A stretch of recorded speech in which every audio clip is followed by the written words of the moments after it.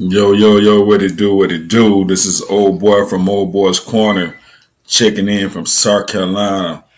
Big South Carolina, that it is. Old boy from Old Boy's Corner.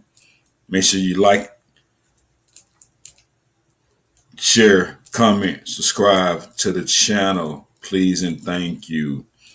It will be a great help to help get this good content out. Remember, I'm just a CC, not a content curator, but a content conversationalist. Let's have a conversation. Let's talk about it. Understanding that we all see things differently. You know, there's a certain thing, is two things can be true at the same time. Understanding that. So let's conversate. Let's conversate. Content conversationalists, welcome to the channel. Old boy from Old Boy's Corner. Remember, I'm just a small town country boy with big city dreams. And the content of the night is going to be the story of Victoria Martens, baby girl. And my caption is what an evil world we live in. And mainly, it's some ugly, mean, distorted people in this world, man. To see the stuff that's going on with these kids, especially, man, it's hashtag save the kids, man. And hashtag see something, say something. You have to be a mean, cruel individual to do some of these stories that we covered. But once again, it's all about bringing awareness. It's all about bringing awareness. And without further ado, I ain't gonna talk your head off.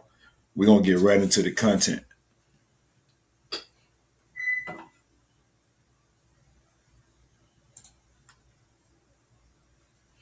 Before I get into the content, let's do this though.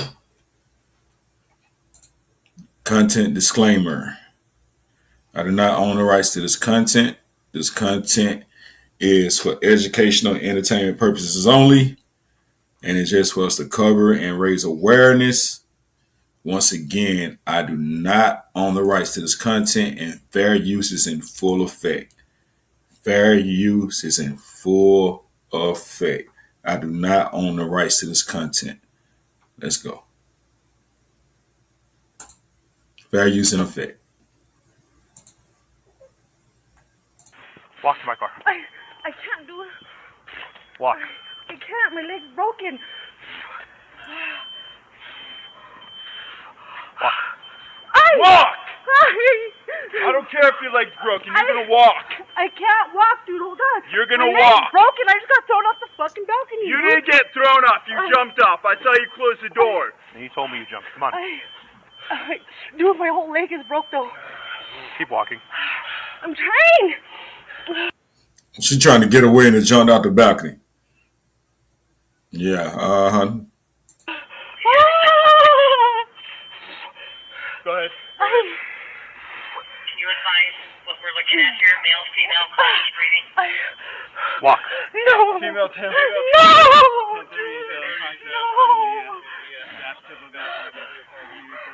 Don't tell me that I have kids of my own, dude.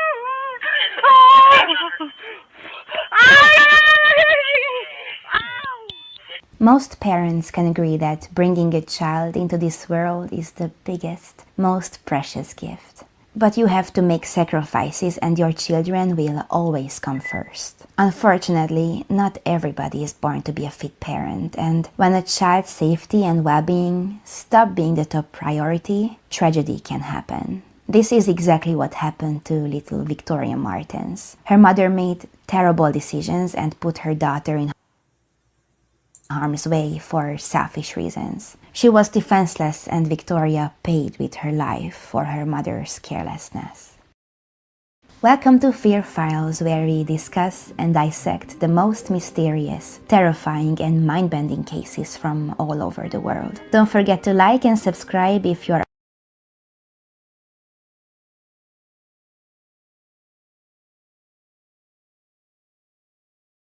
a fan of our work. Also, hit that bell icon so you can be notified each time we post a chilling story. In this episode, we are going to talk about the brutal murder of Victoria Martens.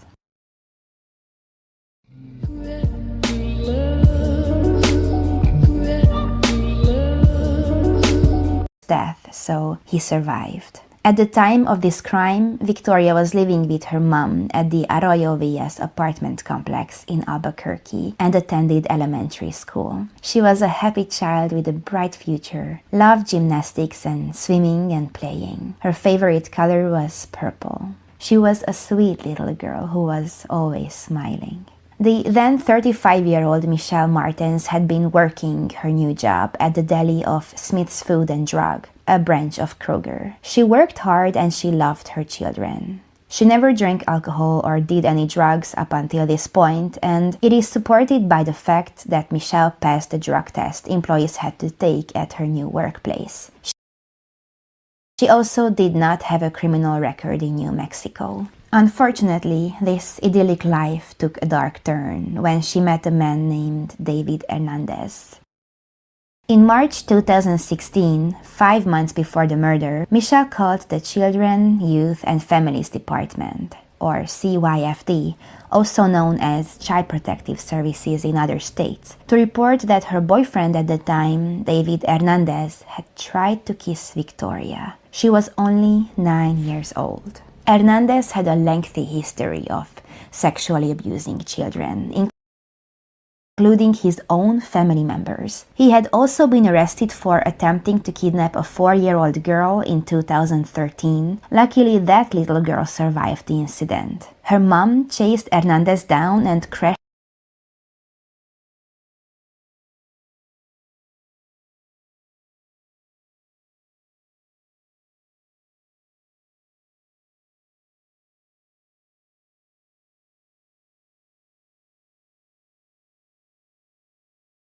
his car to stop him from kidnapping her child. However, he had never been charged for these sexual assaults, and while he was arrested for the attempted kidnapping, the charges were dropped. We don't know if Michelle knew about his predatory behavior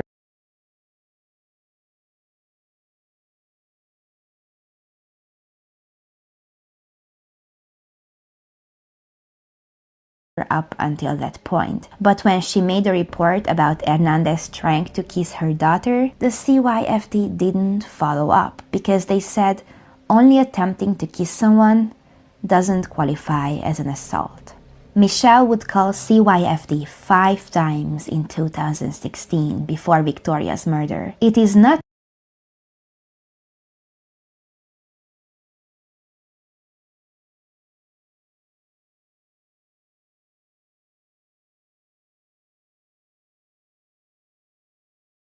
known what exactly she reported each time, but the number of times she called should have been a red flag. However, no action was ever taken regarding these reports. CYFD would later conclude that after conducting an internal review, they followed protocol and sufficiently investigated each report, and could find no proof that any abuse or neglect had occurred. Basically, the CYFD was lying, trying to make themselves look good after such a terrible act of negligence. But in the end,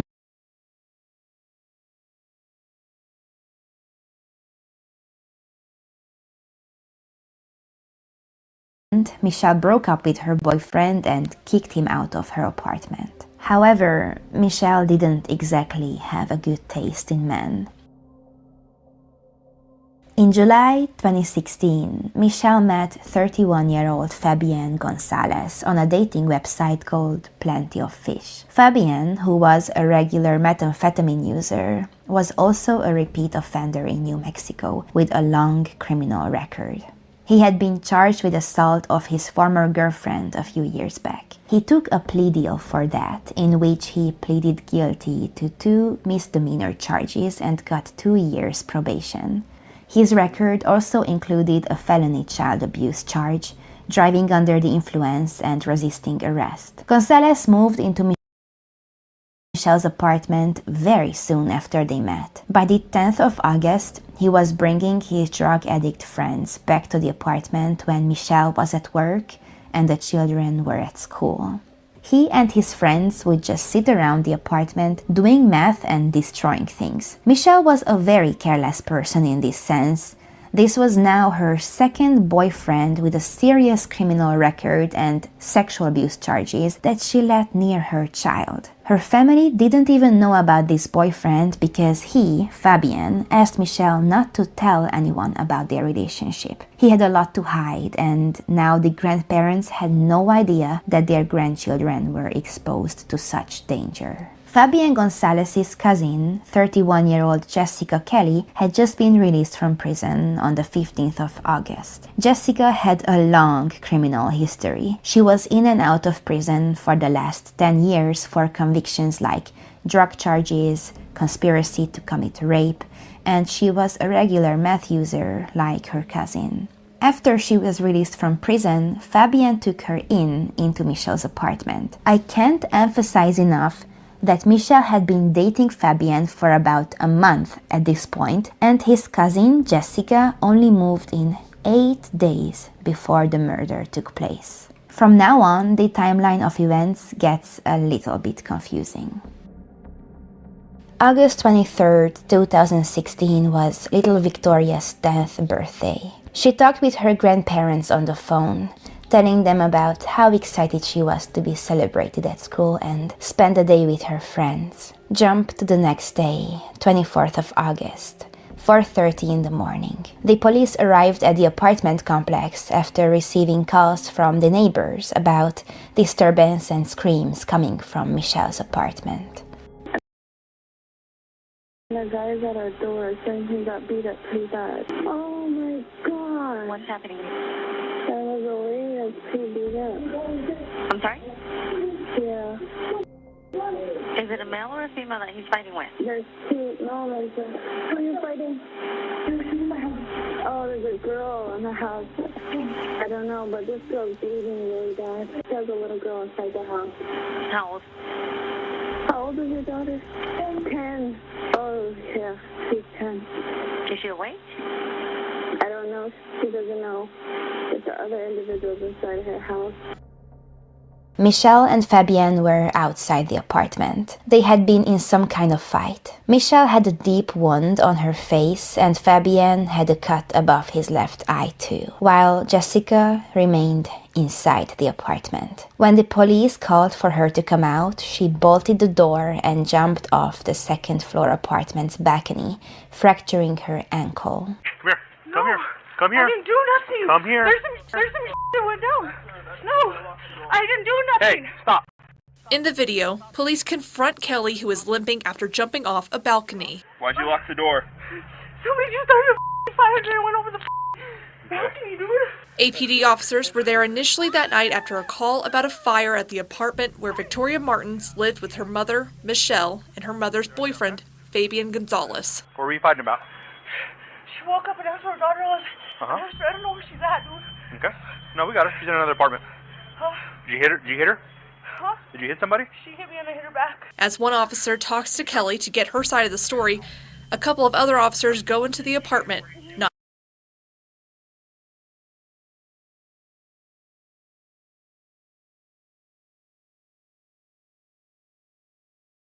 knowing what they'll find. When they finally come out, their demeanor is changed. They seem upset. Put her in your car, man. You're My gonna leg's walk. broken. I just got thrown off the balcony. You didn't get thrown off. You jumped off. I saw you close the door. The officers then get a call from dispatch. You advise what we're looking at here, male, female, close breathing. Walk. No. Female 10. No. Before they reach the officer's car, Kelly tells them there was another person with her in the apartment. Who else was in the apartment with you? Another guy. Oh. Where's the other guy? He took coffee. He started trying to wipe blood up. And I started panicking. Who's the other guy? I don't know his name. They call him Makote. But the police reprimanded the three, entered the apartment, and were met with a truly horrifying scene even the most experienced officer would find disturbing. There was smoke coming from the bathroom, so they went to investigate. Laying in the bathtub was the lifeless body of little 10-year-old Victoria. She had been dismembered, wrapped in a sheet, and set on fire. So the three perpetrators were taken to the police station to be questioned. Fabien's interrogation lasted for 9 hours. The entire time he insisted he had nothing to do with the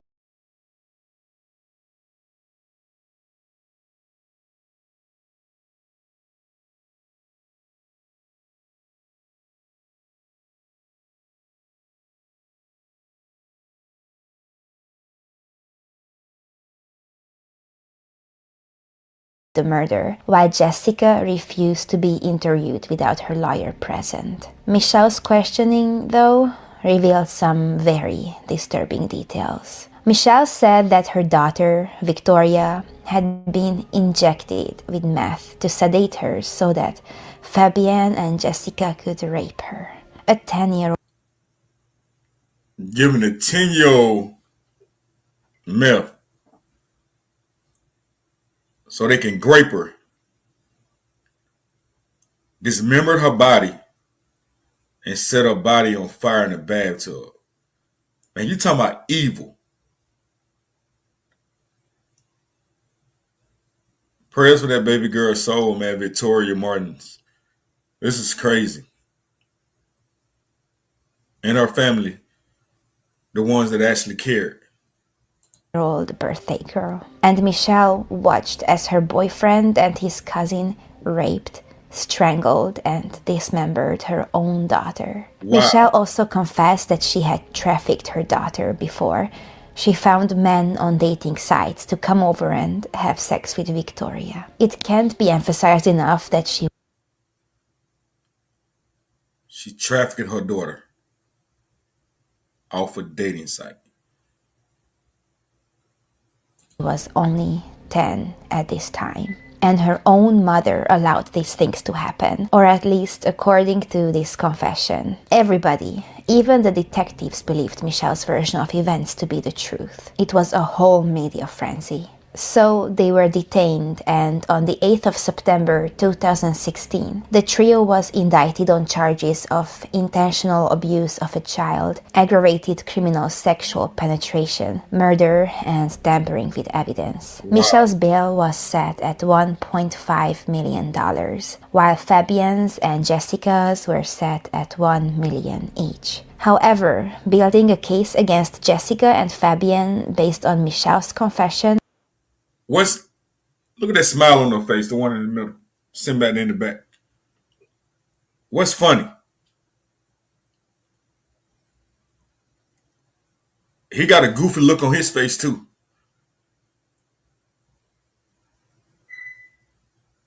Evil. Demonic. was proving extremely difficult because according to DNA evidence and the results of Victoria's autopsy report, as well as phone records, pointed in a very different direction. It seemed as though Michelle was not saying the truth after all. In 2017, a new district attorney was appointed who investigated the case with a fresh pair of eyes. After a year and a half of analyzing DNA evidence, cell phone data, and conducting numerous interviews with eyewitnesses, the DA came to find out that Victoria must have been killed between 7 and 8:45 p.m. when Michelle and Fabien were indeed not at home. They were in a house in South Valley, as their cell phone record showed, so there was no way that Michelle was present at the time that her daughter was killed. Furthermore, the DNA of a fourth person, an unknown man, was found on Victoria's back. Based on this fresh information, Unknown DNA of another male found on her back. Okay, Mama, you got proof that you weren't there. Or why were they left along with your child? Oh yeah, you say you trafficked her. the police set up a new timeline of events. At 11:40 a.m., Fabienne and Michelle went to a dealer's house to buy drugs while Victoria was at school. The dealer personally knew Jessica and warned the couple not to allow Jessica near Victoria anymore because she was high on meth and acting weird and could be a danger to the little girl. At 2:30 p.m., Fabienne and Michelle go back home again, but they leave immediately after. Since the couple was busy out and about, someone needed to pick up the little girl at school, so at first, Michelle texted her mom, Victoria's grandmother, to do that favor. However, when the grandmother called her on the phone right back, Michelle ignored the call. So Fabienne convinced Michelle to ask Jessica to pick up the girl at the bus stop. Michelle was concerned about that because now even a drug dealer warned them about Jessica as a potential threat in her drug. In a suit, locked up for this heinous, disruptive, evil crime. And this is the look that we get. Haste state. In the end, the grandmother is told she should not pick up Victoria because someone else was going to do it. Fabienne and Michelle were busy all day, and at 3 p.m. they went to yet another person's house to do who knows what. While there, Michelle texted Jessica to pick up the little girl at the bus stop. In fact, she texted her twice, but Jessica never replied. It was exactly at 4:35 p.m. that Victoria is dropped off by the school bus, and from there she somehow got home. It is unclear if she had to walk home or Jessica did pick her up in the end, but the point is she got home safe and sound. We know that because at 5 p.m. Michelle and Fabienne also got home, and an hour later the little girl went to the gas station with Fabienne to pick up something. Here is the first alarming thing that happened. At 6 p.m. Jessica was talking on the phone with her sister, who was also a drug user, saying that she was tweaking and hallucinating. Tweaking means becoming excited from taking amphetamines or other drugs. So we know, based on this, that Jessica was getting high. It is particularly alarming because a few minutes later, Victoria and Fabienne arrived home from the gas station, and right after that, Fabienne and Michelle left home to go to Paradise Hills yet again. But they get back home only half an hour later when little Victoria is seen alive for the last time. Bear with me because right after Fabienne and Michelle returned from Paradise Hills, they left home again for the 4th time that day, leaving the defenseless girl with the drugged Jessica, unsupervised and alone at home. We know that between 7 p.m. and 8:45 p.m., Michelle and Fabienne are not at home, as they were in South Valley, which is also the period that the coroner set as the time of Victoria's death. Then, at 8:45, the pair finally pulled onto the driveway, but didn't get out of the car right away, because they were still listening to music. However, exactly at 8:48, Jessica is witnessed carrying the lifeless body of Victoria outside the apartment, wrapped in a blanket. Just as Jessica was carrying Victoria's dead body, she noticed her cousin and his girlfriend sitting in the car listening to music. So Jessica turned right around and went back to the apartment, still carrying the body. Right then, Michelle and Fabienne got out of the... So I wonder where in the hell she was about to take that baby. I wonder where in the hell was she going with that baby in it. car and went up the stairs to their apartment. Upon entering, Jessica pulled her cousin aside and told him that Victoria was dead, but Michelle didn't hear this. The two decided to cover up the murder by cleaning up the crime scene and burying the body. So Fabienne distracted Michelle by asking her to cook dinner, while Fabienne and Jessica went to the other room to execute their plan. This part is extremely upsetting, so viewer discretion is advised. Trigger warning. Fabienne and Jessica cut off Victoria's arms with a knife. Fabienne removed some of her organs. They then put those removed organs in a trash bag and cleaned up the blood. They then put That's crazy. And on the dismember, they cut her open as well and took some of her organs. Poor baby. Victoria's body in the bathtub. During this time, Michelle was already in bed, not realizing her daughter is dead. After the cleanup, Fabienne joined her in bed. Some time passed by until suddenly Jessica came in and attacked them both with an iron, and that is how the two got the wounds on their faces that are visible in their mugshots. It is unknown how the two reacted to this attack, and we also don't know if Michelle was still unaware of her daughter's death. Soon after this, but not long before, the police finally arrived at the scene at 4:30 a.m. So at 8:48 p.m., caught them trying to carry the baby out in a blanket. Go back in the apartment. The mama's still allegedly supposed to be oblivious to what's going on. They dismember the baby, dig out her organs, she goes to bed. Then the dude then helped her. Then the crazy lady, the evil lady, go in and attack them at 4:30 a.m. in the morning.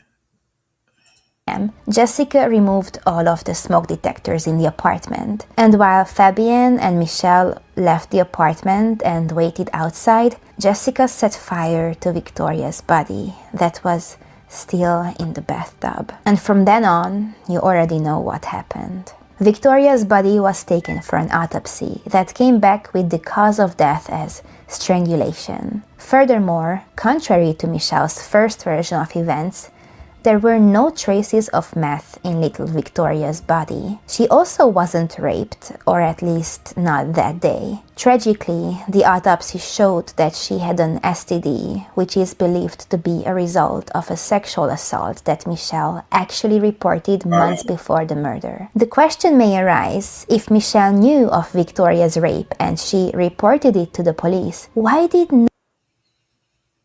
nobody do anything about it? Well, there is no more public information on that, but it is important to mention that there is no evidence that Michelle really trafficked her daughter, again, contrary to her first confession. So there's that broken system.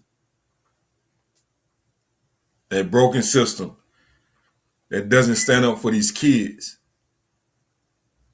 So why did Michelle make a false confession where she admitted to witnessing her daughter being raped, murdered, and having trafficked her previously? Why did the police just believe her version of events without investigating it? It is theorized that during her confession, she was being fed the answers the investigators expected from her. On the tape recordings, she often sounds like she isn't really aware of what she's saying or that she fully understood the consequences of her words. So in 2018, when all of this new information surfaced, the investigators finally decided to make a psychological profiling of Michelle. It was determined that she was a very vulnerable person, a people pleaser, which explains why she allowed Fabienne and Jessica to just live in her apartment rent-free and bring over drug users. Michelle's lawyer emphasized that she has a lower than normal IQ. She admitted to witnessing Victoria's murder without realizing that she was incriminating herself. Wow. So after it was certain that Michelle's confession was false and she wasn't even present when Victoria was murdered, the murder charges against her were all dropped. She accepted a plea bargain and pled guilty to 1 count of reckless child abuse, resulting in death, and faces 12 to 15 years in prison. She is 12 to 15 years, and her baby is gone. not innocent, but she is also not a murderer. She is definitely a bad, irresponsible mother who subjected her daughter to fatal danger because she was afraid of saying no. In January 2019, Jessica also accepted a plea deal. She pleaded no contest to 6 charges, including child abuse resulting in death, great bodily harm, aggravated assault, tampering with evidence, and conspiracy to commit tampering with evidence. She could serve up to 50 years in prison as a result of this plea, but all of the rape and murder charges against her were also dropped. As part of her plea agreement, she has agreed to testify against Fabian. Unlike Michelle and Jessica, Fabian didn't accept a plea deal and will go on trial. In the fall of 2018, the murder and rape charges against him were dropped, and instead, he was charged with reckless child abuse resulting in death and several counts of tampering with evidence. It is shocking that Fabian was released from prison in November of 2019, only 3 years after he was first detained. As of now, he is under house arrest waiting for his trial. The only reason why he was let out of prison is because his murder and rape charges were lessened to only reckless child abuse. Come on, man. You're talking about a broken system. Strangulation. Dismembering of bodies. Setting a body on fire. Taking organs from a baby. Priors. Charges get dropped due to a plea. And he get out on house arrest?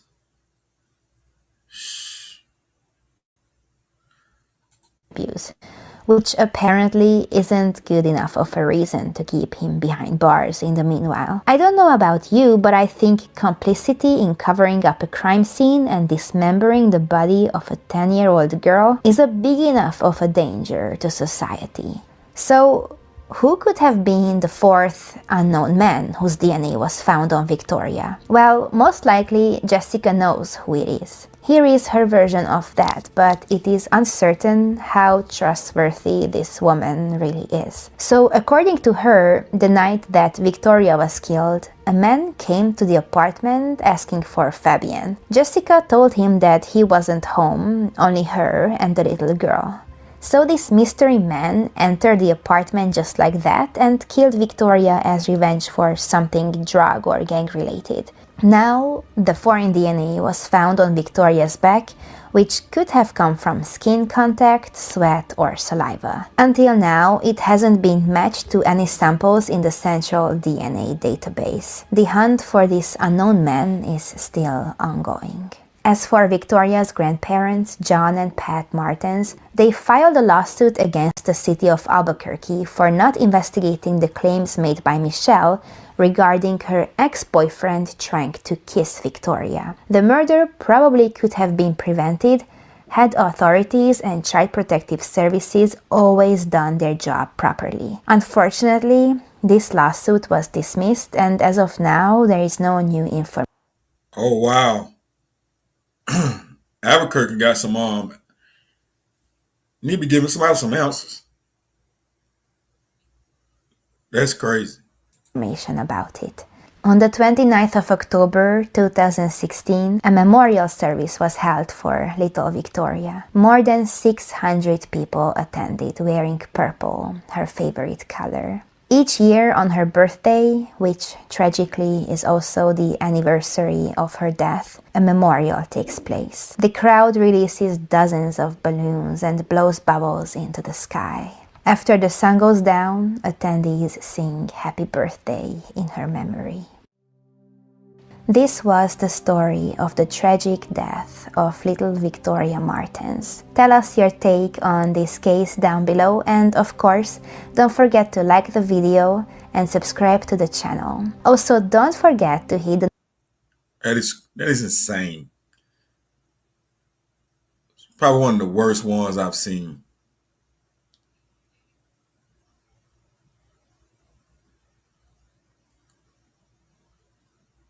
That is insane. Wow. That's all I can say. All right, there was another one about it. Let's see, can I find it?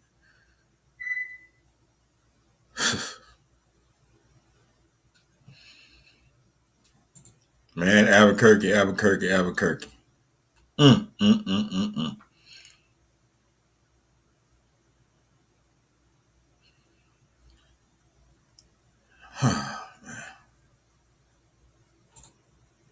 The mother of Victoria Martens was sentenced today for her role in the little girl's death. Michelle Martens was the last person sentenced in that case that shocked Albuquerque. News 13's Brittany Bate has more. You know, he preyed on Miss Martens, and she was in a position at that point in her life that she was easily manipulated by him. Judge Cindy Leo says this was a factor in the sentence she just handed down to Michelle Martens. Leo says Victoria would still be alive today if her mother had not invited Fabian Gonzalez into their lives and their home. The 10-year-old girl was murdered in her Northwest Albuquerque apartment in 2016. Michelle Martens pled guilty 4 years ago to contributing to her daughter's death by creating a dangerous living environment. She faced 12 to 15 years as part of a plea agreement, and today Judge Leos handed down the sentence. I think under the circumstances and for the reasons we discussed that I will mitigate it down to the 12 years. Why do monsters like this, predators like this, irresponsible people like this get plea deals?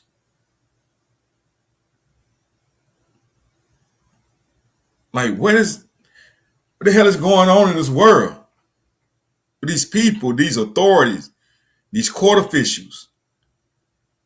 Years of incarceration in the Department of Corrections. Martin's attorney argued to get credit for good time on the 6 years she has already served in jail, meaning Martens could have been let out of jail today.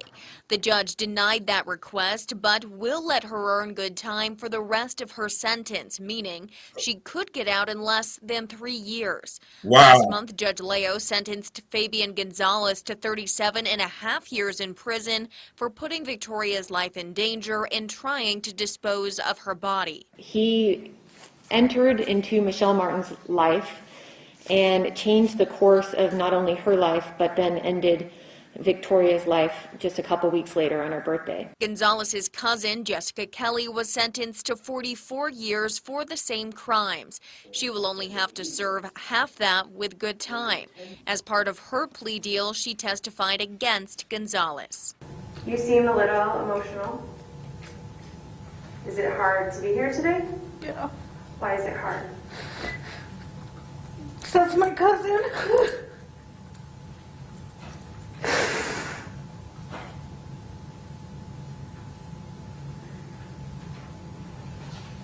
Why is it hard to testify against your cousin? Because I grew up with him. I love him. But the man the district attorney's office says actually killed Victoria to settle a feud with Gonzalez has still never been caught. I have today authorized the filing of a criminal information against the unidentified male. Brittany Bate, KRQE News 13. Jessica Kelly claims the killer was a well-dressed Mexican who walked into the apartment and killed Victoria, then told her to clean up the crime scene or else.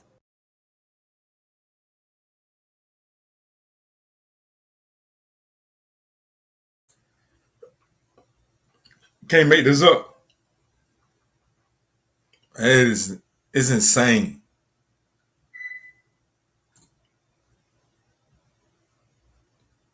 That is insane.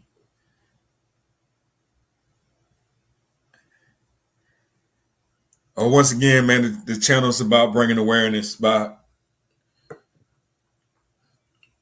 It's about spreading the awareness, and just to be aware, man. There's some evil people out here, man. And if you see something going on, you see someone that help a parent that just can't get it together, like this one was, that actually, like, basically, like, threw a baby to the wolves.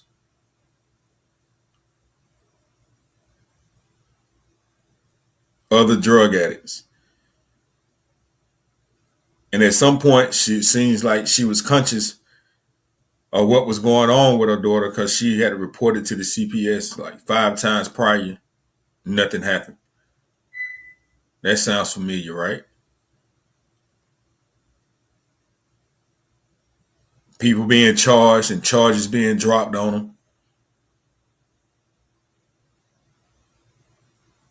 They're allowing these predators to plea out.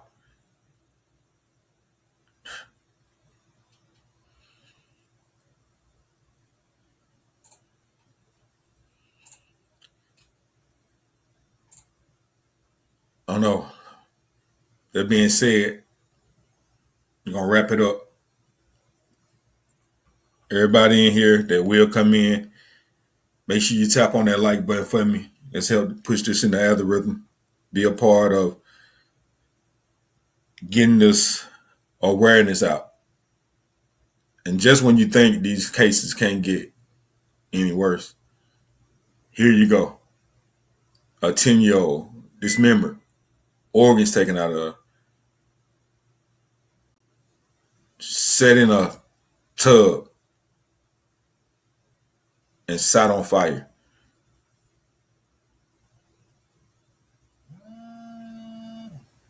It's crazy.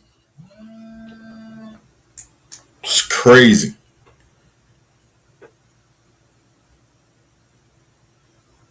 We're going to get out of here, man. God bless everybody. Anybody that know anybody going through it, make sure you send a prayer to them. Pray for the ones that's going through this, because somebody's child is dealing with it right now. There's a mother, there's a father that's dealing with this pain and hurt from a child, sexual abuse that they may know and may not know of. Now, let's pray that these kids get the healing they need, and that the assailants, the predators, get just due. And pray for this broken criminal system, the broken CPS system. Chin up, look the part. Step 2, you weren't hurt in the dark.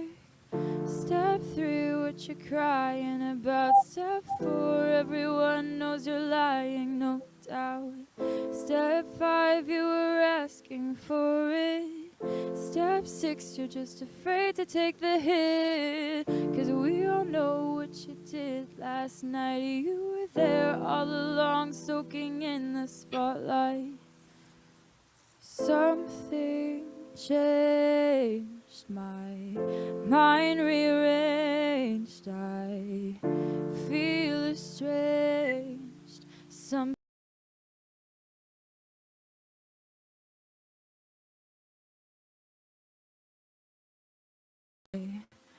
mind seemed to stop, my heart seemed to drop. But I was asking for it right. I was asking for it right. Oh, my dress was on too tight. If I didn't want it, I'd put up a fight. Oh, I was asking for it right. Oh, my dress was on too tight. I should have just put up a fight. Step 7, why'd you not tell him no? Step 8, you should have told him just to go. Step 9, he's such a nice and cool guy. Step 10, you couldn't even hurt a fly. Step 11, you took a shot or two. Step 12, what'd you expect him to do? You were all over him last night. You couldn't help it even if he tried. Just 'cause you don't want him to doesn't mean that you can tell him what to do. And just 'cause you're afraid doesn't mean your mind can change. Doesn't make it okay to try and run away. Something changed.